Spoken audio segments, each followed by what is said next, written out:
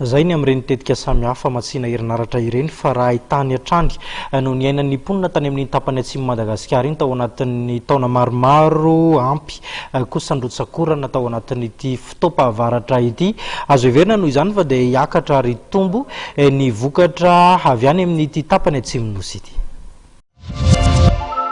Anantena vokatra tsara ao anatin'ity taopambolena ity ny mponina any atsimo nosy. Ampy ny rotsakorana tany atoerana saingy mipetraka trano olana ny tsy fampiny masomboly araka ny tatra nataon'ny senatera Golzara Samson Andrianjaka. Afaka mamboly izy afaka mandrindra tsara ny resaka fiompiana dia izay natao hoe mahafaly ny olona ny angatahana n'Andriamanitra foana dia hoe mba hitohizan'izay ranomorana zay mba hahafahan'le voly tsy ho maty koa fa raha mijanona dia mety simba ny voly sasany satria antsika miteny zao dia misy efa voaka ny sakafo zany, voaka ny ataontsika hoe ireny voatavo, vazava, pastèque na melon ny filazana fa misy ireny zany amin'ny faritra sasany dia efa misy koa ny fanantenana zany fa hisy vokatra amin'ity zany amin'ny faritra atsimo iny.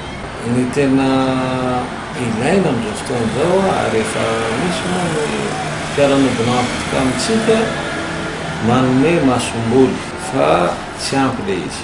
Fa an'izay efa nanao aloha dia isaorana nanao koa ny ministera ny fiompiana sy ny fambolena.